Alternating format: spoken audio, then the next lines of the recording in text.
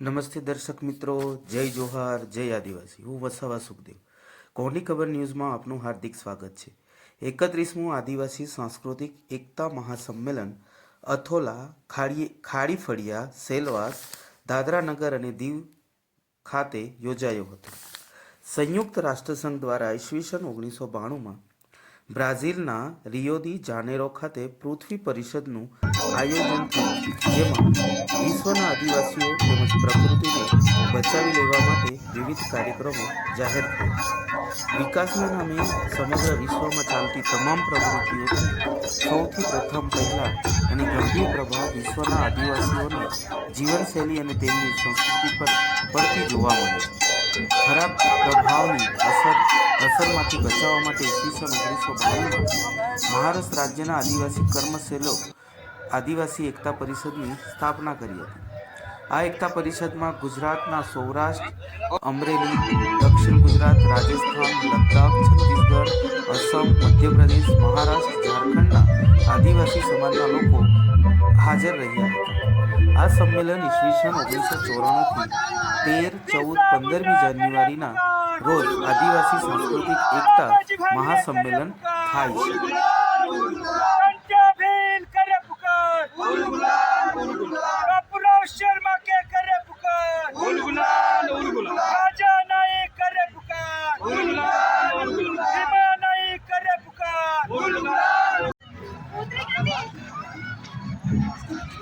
हमारा संस्कृति, हमारा रिवाज, हमारा कल्चर इतना रिच है, इतना स्ट्रॉन्ग है. आज हमको यहाँ आके सुबह हम 11 बजे से अभी तक हम यहाँ आपके प्रोग्राम को देखा है. आपके ये संस्कृति कार्यक्रम सारा प्रोग्राम हमें देखा है आदिवासी का. हमें बहुत अच्छा लगा, बहुत अच्छा लगा. हमारा मन ये चाहता है कि हम अभी भी आपके साथ बैठ जाएं.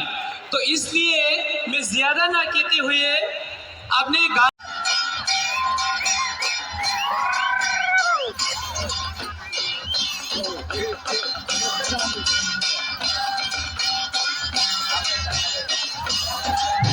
हेलो जो टीम है वे इनाम ले जाए. जय बोलो आदिवासी समाज की जय.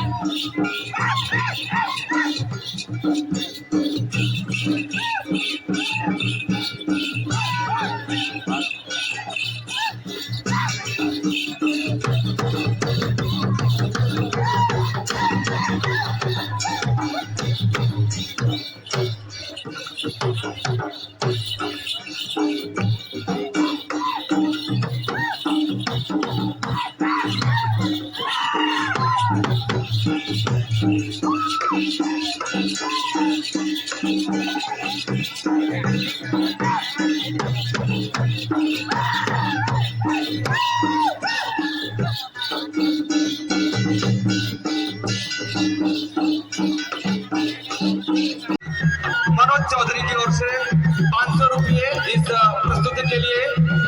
मनोज चौधरी नासिक की ओर से 500 रुपये नकद पुरस्कार.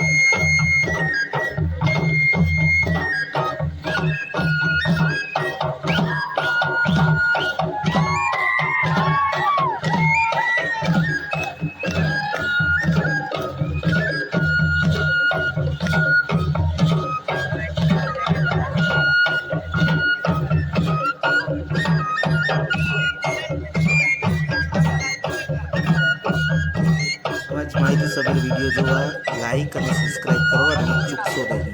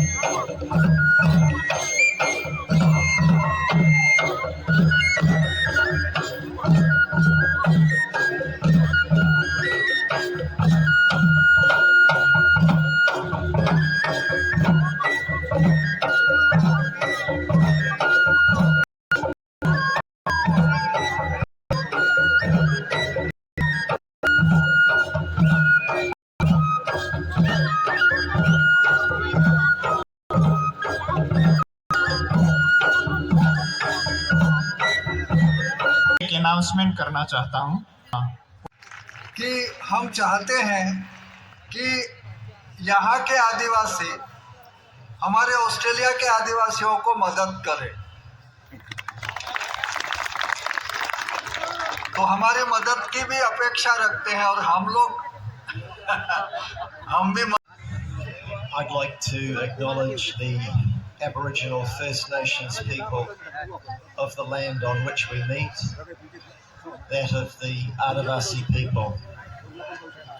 मैं इस देश के मूल निवासियों का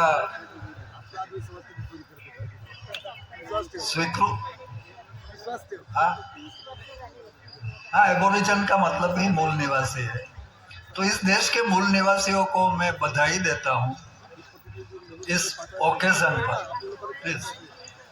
And I'd also like to acknowledge the elders from the past, those present elders who are doing so well to nurture Adivasi culture. हम इसका भी सराहना करते हैं जो आदिवासी प्रकृति के साथ जीते हैं और उनकी जो संस्कृति है इसकी भी हम सराहना करते हैं. And then finally look to nurture the young people who are coming through, who are going to be the new custodians of the future for Adivasi people in India. हम आप लोग जो नए युवा साथियों को यहाँ देख के हम बहुत खुश है कि आप लोग अभी ये जो आदिवासियों का भविष्य है उसको आगे ले जाने की जिम्मेदारी आप लोग उठा रहे हैं, आप कस्टोडियन बन रहे हैं।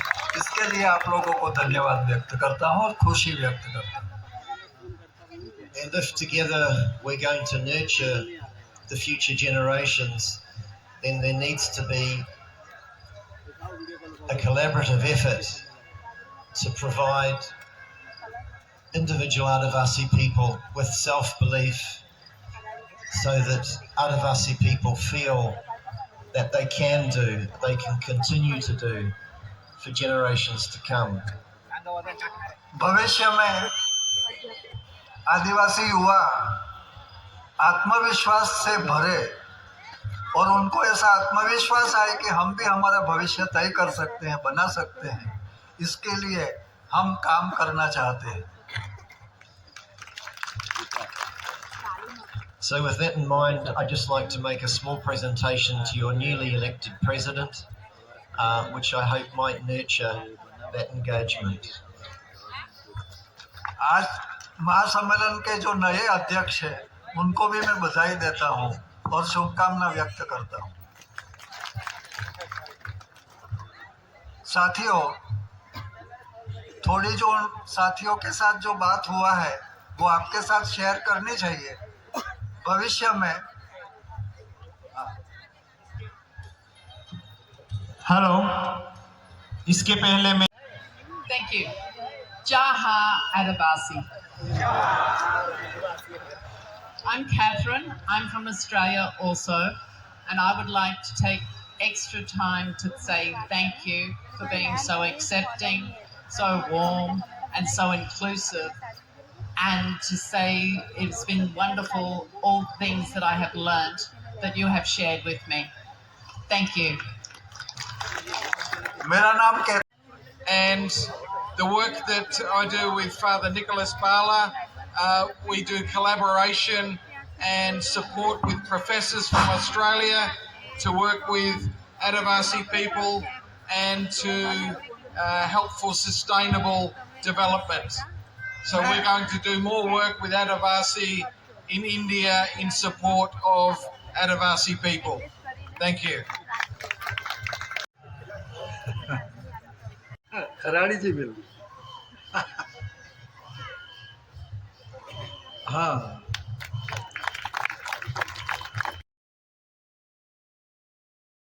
सम्मेलन के तौर पर सभी अलग अलग राज्यों से यहाँ पे आए हुए सभी आदिवासी भाइयों को जोहार। मैं सबसे पहले ये सम्मेलन के जो आयोजक है उस आयोजक को मैं धन्यवाद देना चाहता हूँ, ताकि हमारे सभी अलग अलग राज्यों से आए आदिवासी भाइयों की जो सांस्कृतिक मूल्य हैं, उनके अधिकार हैं, जंगल जमीन के बारे में यहाँ पे काफ़ी चर्चा भी हुई है। लेकिन हर यहाँ पे जो कई वक्ता जो है उनका गुस्सा है, मेरे ख्याल से एमएलए और एमपी के ऊपर काफ़ी गुस्सा है। गुस्सा होना जरूर होना चाहिए, लेकिन हर एमपी और हर एमएलए एक समान नहीं होते। जैसे कि हमारे महाराष्ट्र में कई बिगर आदिवासी समाज के लोग जो है हमारे नौकरियों के ऊपर, आरक्षण के ऊपर काफ़ी बड़े पैमाने पर उन्होंने अतिक्रमण किया हुआ है। उसका एग्जाम्पल देते हुए मैं कहना चाहता हूं कि महाराष्ट्र में जो धनगर समाज है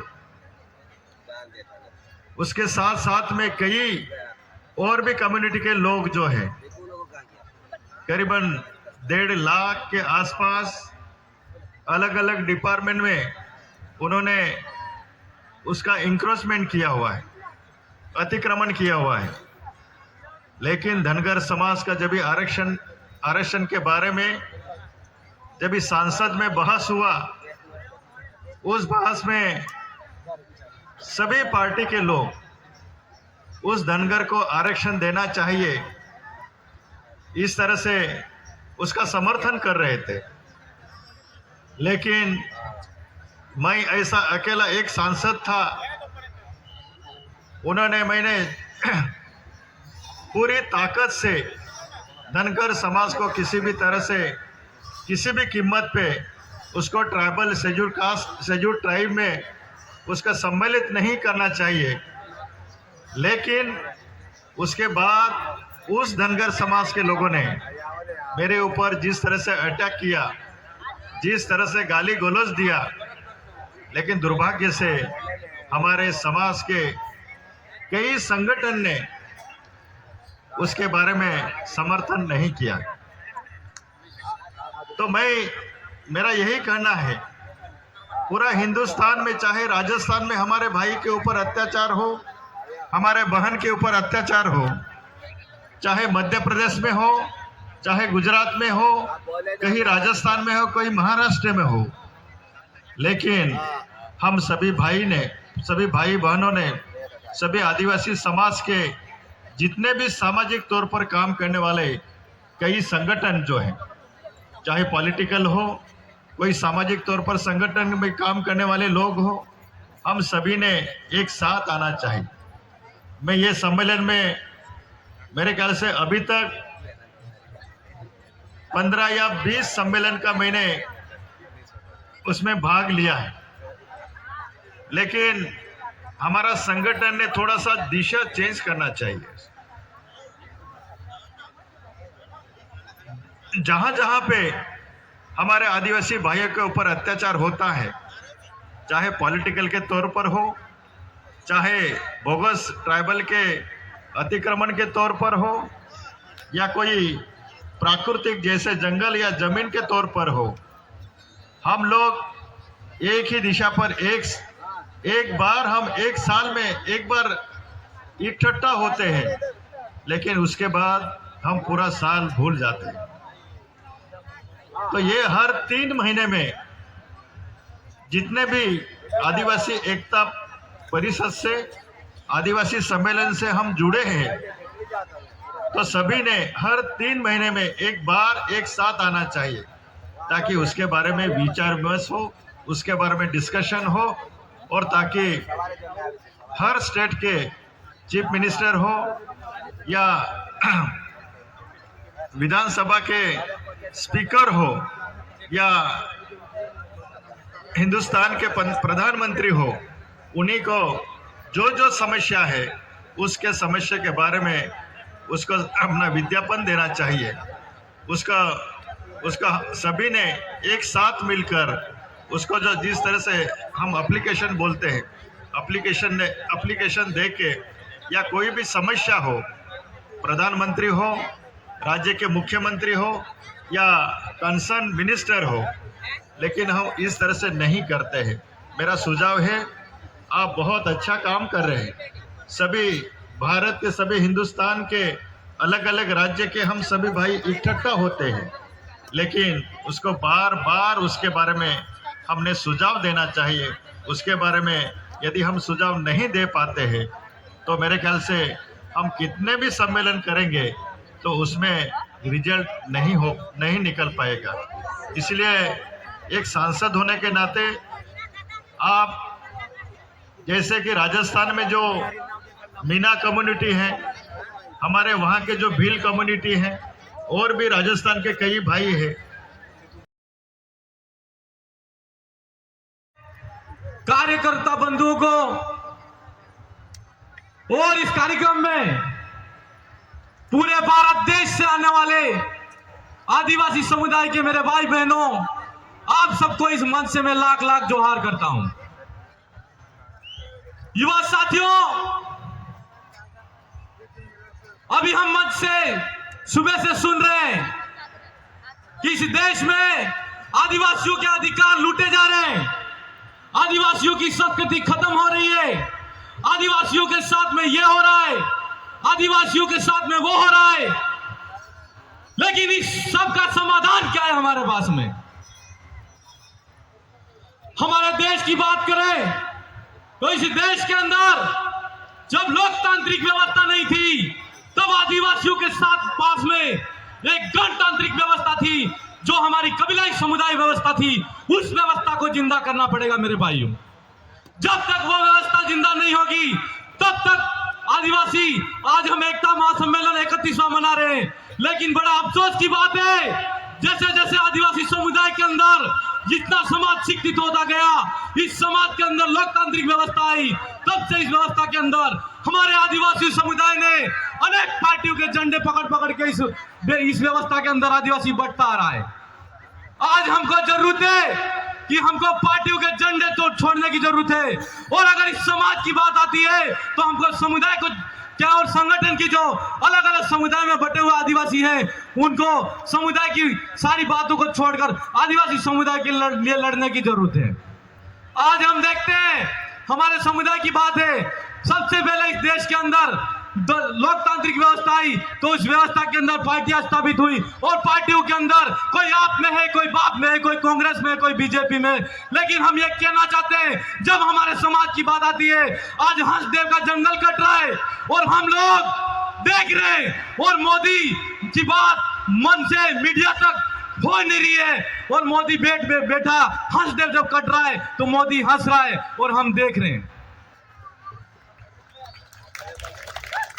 सोचने वाली बात है मेरे भाइयों, अगर इसी तरह ये देश और हमारा आदिवासी समुदाय सोता रहा, इस देश की सारी जंगल जमीन के नाम से ये केवड़िया के पास में जो स्टैच्यू ऑफ यूनिटी बना दिया, आदिवासियों का विस्थापन हो गया, कोई बोलने वाला नहीं मिला। आज हमको हंसदेव कट रहा है, मणिपुर के अंदर आदिवासी समुदाय की बेटियों को नंगा घुमाया जा रहा है, और हमारे सब जितने सारे नेता हैं वो पंगु बन के बैठे हैं। वही मैं बात कर रहा था, आदिवासी पुरखाई और कबीलाई व्यवस्था, उस व्यवस्था के अंदर हमारी जो जाजम व्यवस्था थी, उस व्यवस्था को जिंदा करना पड़ेगा। उस व्यवस्था के अंदर जो जाजम पे निर्णय होता था, वो हमारे समुदाय का कबीलाई होता था, और वो हमारा राजा होता था। हम उस राजा की संतान है और आज गुलाम बन के बैठे हैं। आज उस गुलामी की जंजीरों को तोड़कर आदिवासी समुदाय को फिर से जाजम बनाने की जरूरत है, और उस जाजम व्यवस्था के अंदर यह तय करना होगा कि हमारे समाज का, अगर हमारे समाज के साथ में बुरा होता है, विधानमंडल में और संसद में बोलने वाला नेता अगर नहीं बोलता है, तो जब तक वो उसकी बोलती बंद हो रही है, तो उसको विधानमंडल और संसद में जाना बंद कर दो मेरे भाई। उसके रास्ते बंद हो जाने चाहिए। उस व्यवस्था के अंदर समाज की जब सिलेक्शन प्रणाली कुछ की बात करना चाह रहे हैं कि हमारा समाज की ऐसी जाजम व्यवस्था होगी, उसके अंदर समाज तय करेगा कि हमारे समाज का नेता कौन होगा, तब जाके हमारे समाज की बात होगी, तब जाके हंसदेव जैसा जंगल कटेगा तो रुकेगा, तब जाके मणिपुर में जो बेटियां नंगी घुमाई जा रही है, उन बेटियों के खिलाफ में अगर कोई संसद में हमारे आदिवासियों के खिलाफ में कानून बनता है, तो वहां जाकर हमारे समाज का संसद में नेता होगा तो बोलेगा। उस व्यवस्था को जिंदा करना पड़ेगा मेरे भाइयों। आज समय मेरा भाई बता रहे हैं, 2 मिनट चाहूंगा, ज्यादा समय नहीं लूंगा। आज हम देखते हैं इस देश के अंदर हमको सबसे पहले वर्ण व्यवस्था के अंदर इस देश को बांटा, और आदिवासियों को धर्म, समुदाय, संप्रदाय और हमारे समाज को धार्मिक राजनीतिक पार्टियों की गुलामों के झंडे के नीचे हम खड़े हैं। मैं इस मंच के माध्यम से आप सभी युवा साथियों से और मेरे इस समाज के समाज सगाजनों से कहना चाहता हूं कि जब समाज की बात हो, आप सारे समाज के साथियों से कहना चाहता हूं कि सारी पार्टियों के झंडे छोड़कर इस समाज की जाजम पे आना मेरे भाई, तो ही हमारा समाज होगा। और आज समाज के सारे अधिकारों की बात हो रही है। आज इस पंडाल के अंदर जितने मौजूद हैं, अगर उन्होंने सारे दिन से सुना है, तो एक एक इस मंच में मौजूद जो भाई है सिर्फ समाज का कार्यकर्ता बन गया। हमको नेता नहीं बनाना है मेरे भाइयों। अगर समाज का कार्यकर्ता बन गया तो निश्चित तौर पर समाज के साथ में जो भी बुरा होगा उसके लिए राष्ट्रव्यापी आंदोलन करना पड़ेगा। तो हम एक मंच पे और दिल्ली गिरना पड़ेगा तो गिरेंगे। आज हम बात करते हैं लोकतंत्र की हत्या हो रही है। सबसे बड़ी लड़ाई हमारे समाज की एकता की मिशन की लड़ाई है, दूसरी हमारी मशीन की लड़ाई है। ईवीएम मशीन के माध्यम से बैलेट पेपर का भी चुनाव होना चाहिए। सारे आदिवासियों के अधिकार बेचे जा रहे हैं। मोदी संसद में बैठा है, सारे अधिकार 144 सांसदों को को खारिज करके हमारा हंसदेव जंगल काट दिया। ये सिर्फ मोदी है इसलिए हो रहा है मेरे भाइयों। इसलिए बातें तो बहुत सारी करने की है, युवा साथी ने यहाँ पर बोला, आप सबने सुना मुझे और इस एकता परिषद ने बोलने का मौका दिया। आप सबको धन्यवाद, जोहार, लाख लाख जोहार। जय आदिवासी, जय जोहार, जय संविधान, जय भारत, जय भील प्रदेश।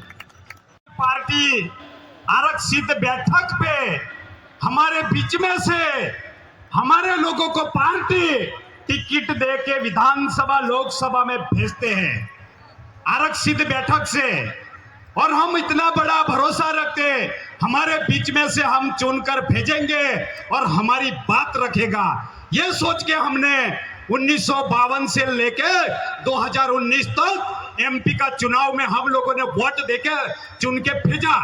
लेकिन आप सब जानते हो इस देश में आदिवासियों पे कितनी अत्याचार, दमन और तरह तरह हमारे पे हो रहा है, आप सब जानते हो। फिर भी हमारे एमएलए एमपी लोगों को हमने चुनकर भेजा, आज तक बोलने के लिए कोई तैयार नहीं है। गलत या सच ये बात? अगर बोलते होते तो हमारी ऐसी स्थिति नहीं होती। ये समस्या है। हमको टिकट नहीं चाहिए, हमको टिकट देने का निर्णायक पावर चाहिए, तब हम हमारे समाज के लिए लड़ पाएंगे। नहीं तो हम खंडोलिया बलद की तरह हमारी है। क्योंकि हमारे आदिवासी लोग खेत में हल चलाते हैं तो दो बैल होते हैं, एक इस साइड एक इस साइड, और बीच में हल होता है। जो हल चलाने वाला जो आदमी किसान, उसके हाथ में हमारे गुजराती में राह पे राणा बोलते हैं, उसको ये अनहारता तो बड़द ऐसे ऐसे जाते हैं। जैसे ये राजकीय पार्टी है वो बिन आदिवासी लोगों है, वो पार्टी का हमारे प्रतिनिधि का संचालन बिन आदिवासी लोग करते हैं। इसलिए पार्टी का एजेंडा के खिलाफ जाके समाज के लिए भला काम नहीं करते हैं। इसलिए ये सोच के काम करना चाहिए। जोहार, जय आदिवासी, धन्यवाद।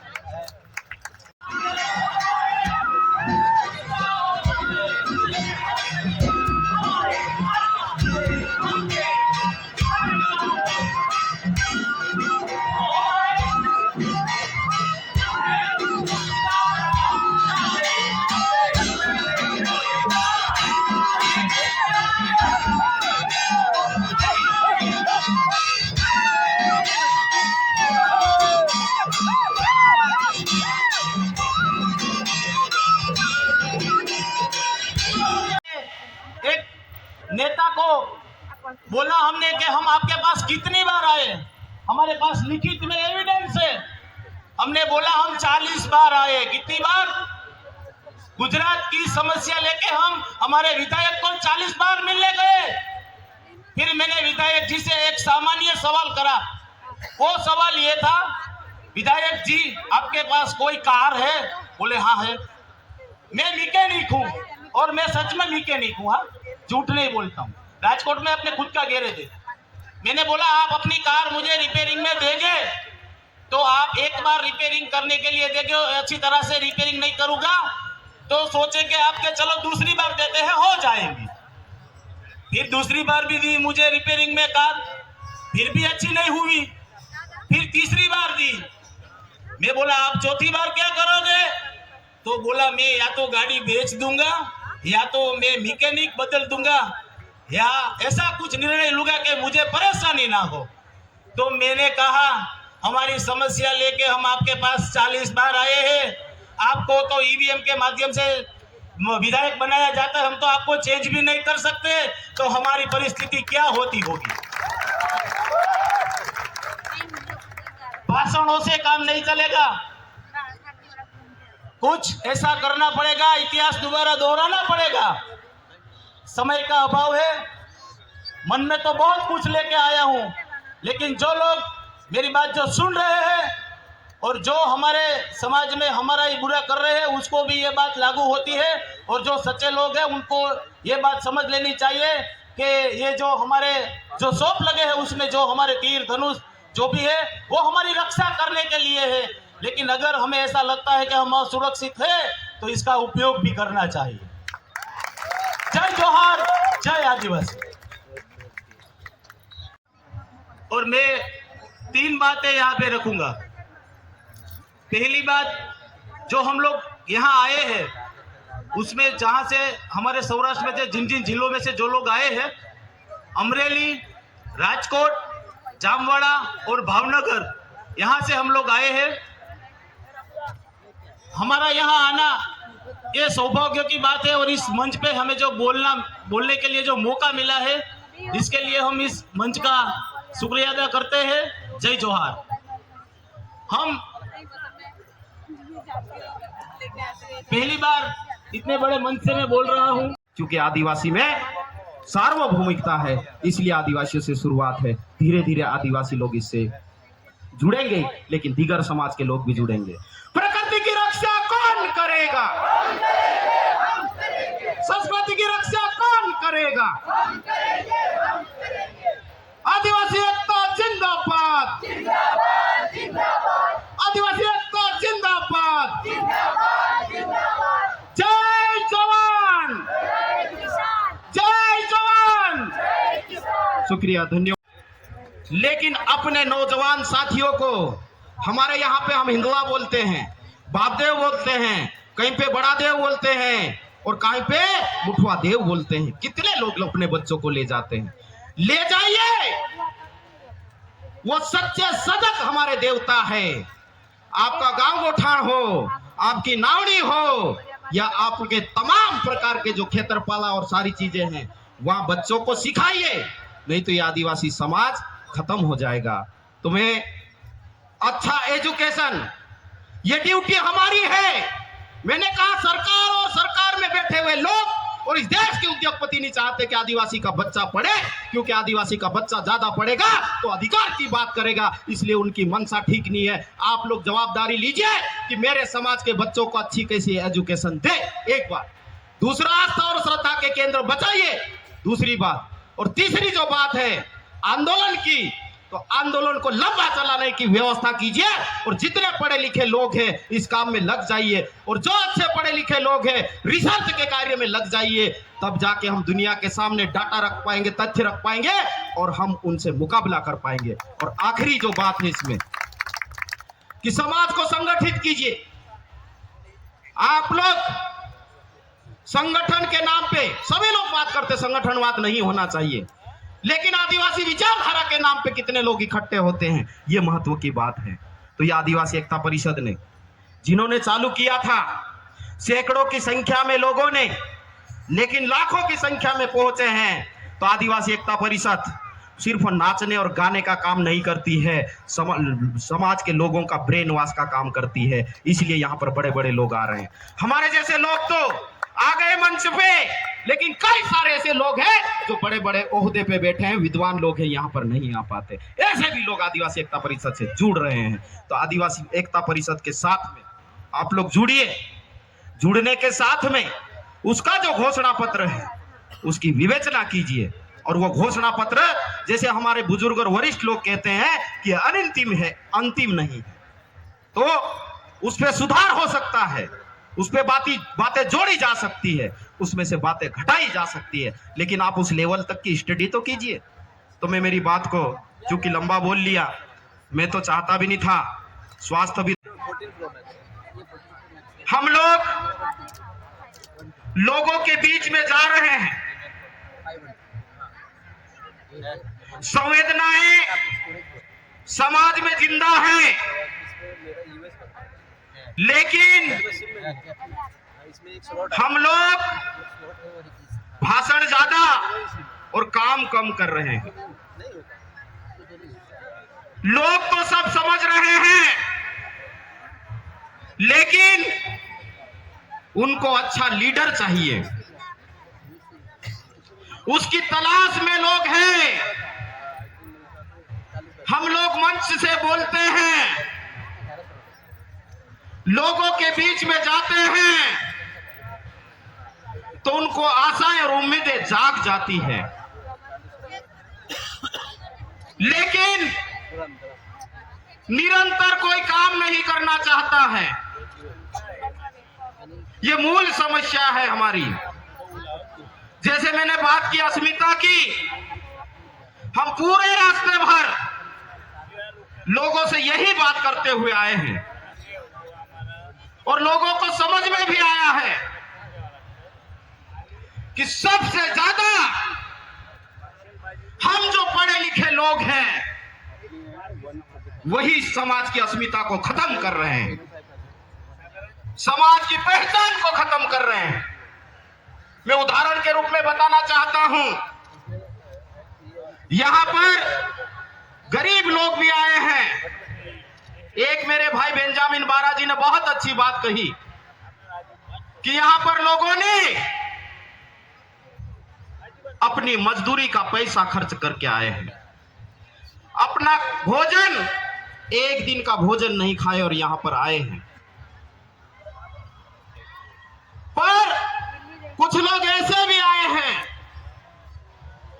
जो पढ़ लिख कर या तो अफसर बन गए हैं या तो नेता बन गए हैं, बिजनेसमैन तो बहुत कम हैं, लेकिन उनके घरों में मैं उनको गाली नहीं दे रहा हूं, सुधार करने के लिए इशारा कर रहा हूं। आप लोग ईमानदारी से कहिए, कितने लोग अपने घरों में अपने बच्चों के साथ में अपनी मातृभाषा में बात करते हैं? हम दूसरों को गाली तो देंगे, लेकिन हमारी ड्यूटी क्या है? What is our duty, what is our responsibility? तो शायद आप पाएंगे कि हम हमारे बच्चों के साथ में, परिवार के लोगों के साथ में अपनी मातृभाषा में बात। 2 नारे लगाऊंगा, नारे में बहुत लगा सकता हूं, पूरे रास्ते भर के चल के मैं आया हूं। और आप लोगों को ज्ञात है, सोशल मीडिया के माध्यम से सब लोगों ने देखा है, हम करीब 70 लोगों की टीम 30 दिसंबर 2023 से इस महासम्मेलन के लिए निकले हैं और लगभग 1200 किलोमीटर और लगभग 450 गांव में घूम के आए। तो नारे के साथ में मैं अपनी बात को शुरू करूंगा, क्योंकि आदिवासी एकता परिषद हमको सार्वभौमिकता सिखाती है, इसलिए हमको सार्वभौमिकता की ओर सोचना पड़ेगा। भारत देश की रक्षा कौन करेगा? आवाज नहीं आ रही है। जय जोहार का नारा, भारत देश हमारा हम कहते हैं, लेकिन रक्षा करने की जवाबदारी हमारे ऊपर है। भारत देश की रक्षा कौन करेगा? संविधान की रक्षा कौन करेगा? प्रकृति की रक्षा कौन करेगा? संस्कृति की रक्षा कौन करेगा? मुद्दे की बात कर रहा हूं मैं अभी। ये सिर्फ बातें करना और चले जाना, इतना ही काम आदिवासी एकता परिषद के कार्यकर्ता का नहीं है। मजदूरों की लड़ाई कौन लड़ेगा? देखिए आवाज नहीं आ रही है। मजदूरों की लड़ाई कौन लड़ेगा? किसानों की लड़ाई कौन लड़ेगा? वैसे मैंने नारों में ही अपनी बात कह दी। दिन भर मैं भूमिका कुछ नहीं बना रहा हूं, क्योंकि माहौल अभी सांस्कृतिक कार्यक्रम का धीरे धीरे बन रहा है और हम भी उसका आनंद लेंगे। तो दिन भर हमने हमारे समाज के प्रखर वक्ताओं को सुना और सबने अपना अपना चिंतन, मंथन और अनुभव इस मंच के माध्यम। जाग जा रे मूलवासी जाग जा, जाग जा रे आदिवासी जाग जा, हो जाग जा रे मूलवासी जाग जा, हो जाग जा रे मूलवासी जाग जा, जाग जा रे आदिवासी जाग जा, तेरे जंगल कटे जाए अब तू जाग जा, तेरी नदी रुकी जाए अब तू जाग जा, तेरे जंगल कटे जाए अब तू जाग जा, तेरी नदी रुकी जाए अब तू जाग जा, जाग जा रे आग जा, जाग जा रे मूल निवासी जाग जा, जाग जा रे आदिवासी जाग जा, जाग जा रे आदिवासी जाग जा, जाग जा रे मूल निवासी जाग जा। धरती छीनी जाए अब तू जाग जा, तेरी अब तो जाग मेरे भाई, कब तक सोता रहेगा, अब तो जाग मेरे भाई, जाग जा रे मूल निवासी जाग जा, जाग जा रे आदिवासी जाग जा, जाग जा रे मूल निवासी जाग जा, जाग जा रे आदिवासी जाग जा, तेरी जमीन छीनी जाए अब तो जाग जा। आदरणीय आप नरहरि झिरवाल साहब पहुंचे, उनका इस मंच से हम सहर्ष स्वागत अभिनंदन वंदन करते हैं। एक बार जोर से तालियों के गड़गड़ाहट के साथ हम सम्मान करेंगे उपाध्यक्ष महाराष्ट्र विधानसभा। आगे की एक गीत आपके समक्ष हम लोग प्रस्तुति करने के लिए जा रहे हैं। चंपालाल जी बडोल, चंपालाल जी। आदिवासी कट रहा है, गांव उजड़ रहे हैं, वन प्राणियों में मानव द्वंद हो रहा है, इसको कोई समझ से ससम्मानित मैं आमंत्रित करता हूँ BS रावटे साहब को, जो छत्तीसगढ़ सर्व समाज संगठन से काफी अच्छा धरातल के आंदोलन के कार्यकर्ता है, समाज हक अधिकार अस्तित्व के लिए लड़ाई लड़ते हैं। आप BS रावटे जी ससम्मान आमंत्रित है। तालियों के गड़गड़ाहट से BS रावटे जी का सम्मान स्वागत अभिनंदन करें। जय जोहार, एक तीर एक कमान। यहाँ भारत के आदिवासी आए हैं, लेकिन आवाज में वैसा दम नहीं दिख रहा है। एक तीर एक कमान, एक तीर एक कमान। हंसदेव बचाओ, हंसदेव बचाओ, हंसदेव बचाओ।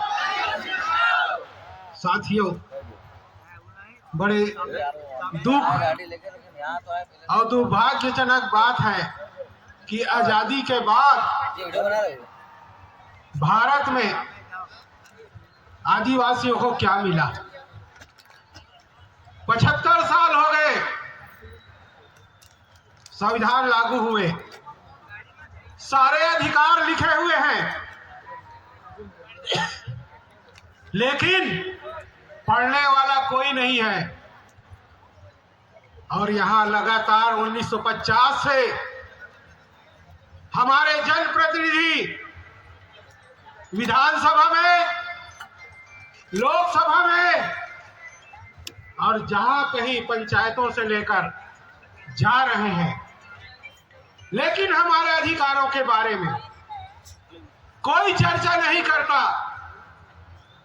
और हमें लगातार ऐसे जनप्रतिनिधियों को चुनकर भेजते हैं, अपने अधिकारों का उपयोग करते हैं, लेकिन उनके बदले में हमें क्या मिला? सिर्फ हमारा जल और जंगल, जमीन का विनाश मिला और लोगों को महल, खदान तो कंपनी मिला। आज जिस मोड़ पर है, वो मोड़ सिर्फ देश में आदिवासियों को खत्म करने का एक बड़ा पैगाम दे रहा है। और जंगल और जमीन, पहाड़ आप सबको आवाज दे रहा है कि हमें बचाओ, जैसे वर्तमान में हसदेव में हो रहा है, छत्तीसगढ़ में हो रहा है, आपके केवड़िया में हो चुका। बड़े साजिश के तहत बड़ी बड़ी कंपनियां सरकार को रिमोट कंट्रोल में लेकर आदिवासियों के हक और अधिकार को छीनने का प्रयास कर रहे हैं। कुछ साल छत्तीसगढ़ में एक नक्सल आंदोलन चला था, नक्सल विरोधी आंदोलन, लेकिन वो आदिवासियों की भलाई के लिए नहीं रहा, उल्टा 600 गांव उजाड़ दिए गए शासन के द्वारा। आज कोई उसको पता नहीं करता वहां के आदिवासी जो विस्थापित हुए हैं वो कहाँ है, किस प्रदेश में है, किस गांव में है। ये हो क्या रहा है आदिवासियों के साथ, एक सवाल उठ रहा है। आज हम इस मंच से आप सबको आह्वान करते हैं कि अब अगर आपको अधिकार चाहिए, आपको शिक्षा चाहिए, आपको फर्जी जाति प्रमाण पत्र वालों को निकालना है, तो एक मंच में आके संघर्ष करना पड़ेगा और पूरे देश के आदिवासियों को एक साथ आना पड़ेगा। क्या आप तैयार हैं? क्या आपको अधिकार चाहिए? क्या आपको शिक्षा चाहिए? क्या आपको जंगल जमीन चाहिए? तो निकलो जंगलों और पहाड़ों से, तो निकलो घरों और मकानों से और जंग लड़ो इस देश के दुश्मन और समाज के गद्दारों से।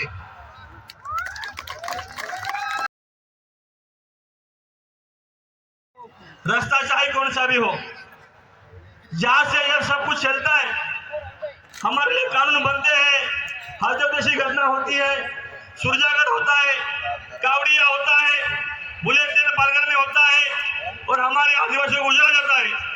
ये सब अगर रोकना है अपने को, तो जहाँ से चलता है वो पार्लियामेंट, वो राज्य में चलता है विधानसभा, वहां पे हम सबको किसी ना किसी माध्यम से जाना पड़ेगा।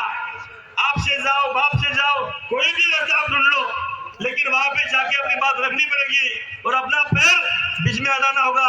यही आज इस मंच से मैं आपको बोलना चाहता हूँ। आप किसी भी क्षेत्र में हो, किसी भी राज्य में हो, किसी भी जिले में हो, लेकिन संवैधानिक पद पर हमारे लोग चाहिए, तभी समाज का भला हो सकता है। इतना ही आश्वस्त मैं आपको आह्वान करता हूँ और रुकता हूँ। धन्यवाद। जय जय महाराज, जय आदिवासी। तो ये विश्वास इस मंच में देना चाहता हूँ कि मैं अभी कुछ लोग वक्ताओं ने बोला, लेकिन भाइयों और बहनों, अगर हमारे निकोल साहब ने बोला कि हमारे नोट बदले गए तो हम नोट बदल ली।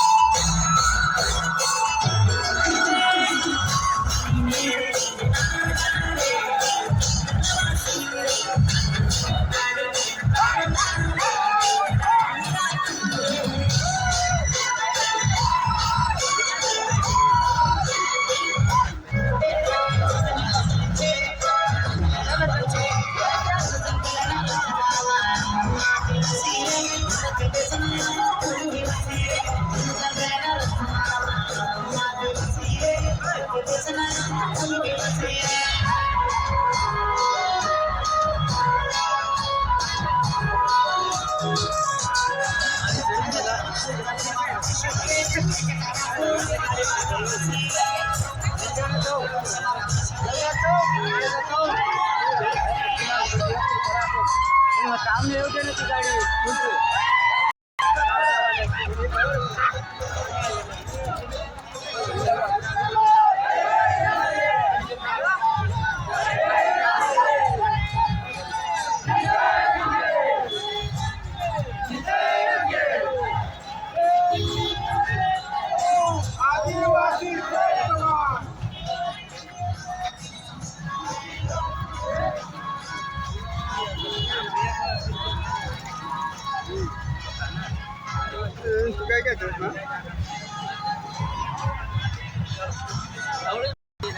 देखो, सामने आए।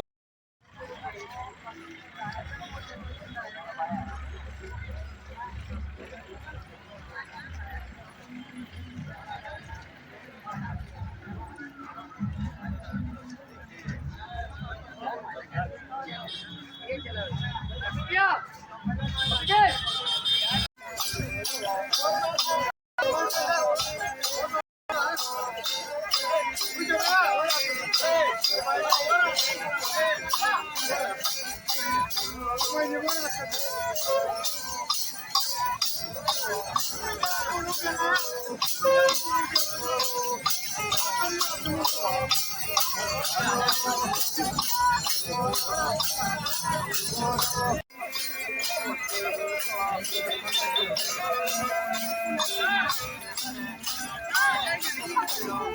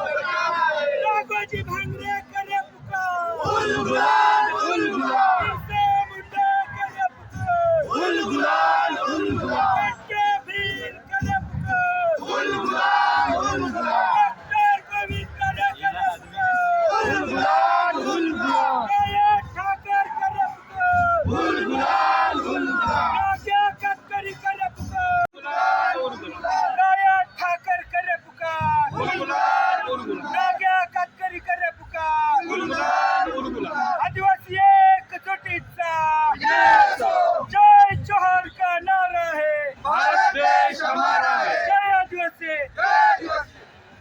જીન પપ્પા અહીંયા આપણે એક કિલો લેતા દી हेलो बस थैंक यू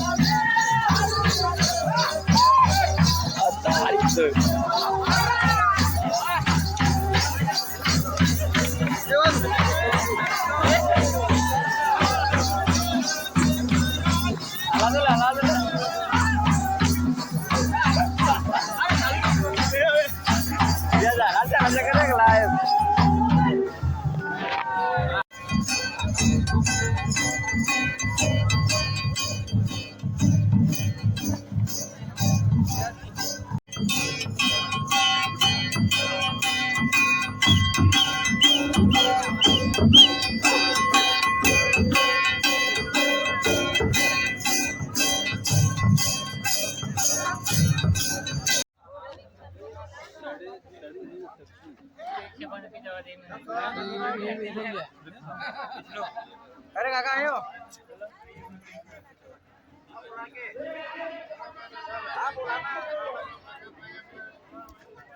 आप बोला ना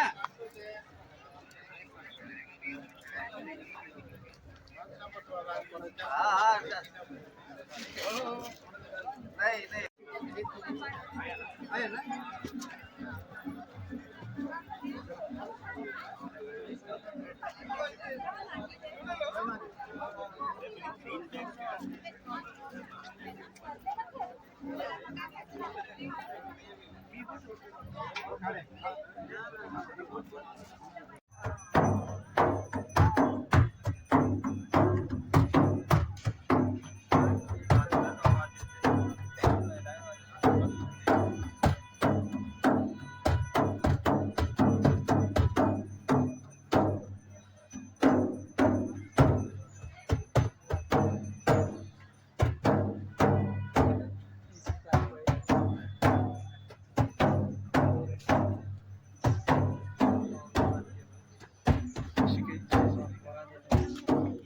આપણે કોચિંગ ક્લાસ ચાલુ तुमचे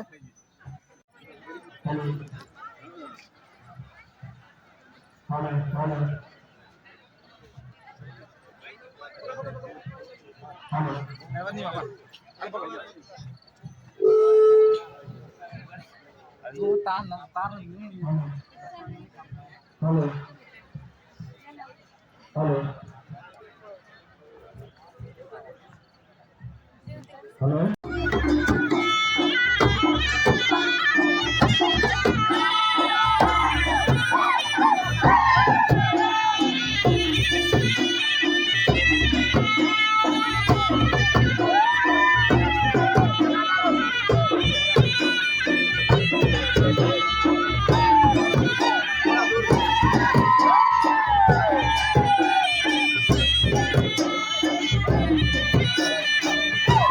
you.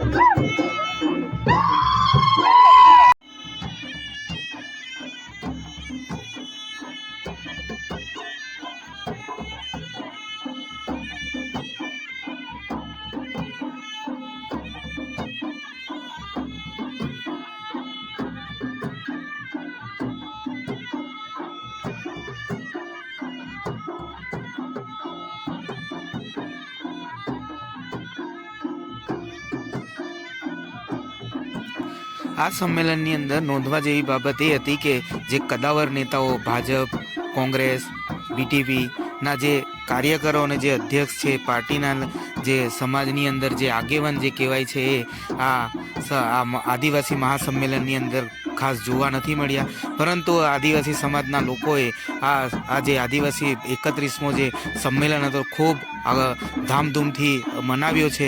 અને આ આગેવાનો અને સમાજના લોકો જે હાજર નથી રહ્યા એ એક નોંધવા જેવી બાબત છે. પરંતુ સમાજના નાના મોટા કાર્યકરોએ આ સમગ્ર 31મો મહાસંમેલન ખૂબ ઉત્સાહથી અને ધામધૂમથી ઉજવ્યો છે. અને આવા જ માહિતીસભર વિડીયો જોવા માટે મારી કોહની ખબર ન્યૂઝને લાઇક અને સબસ્ક્રાઈબ કરવા વિનંતી છે. જય જોહાર, જય આદિવાસી.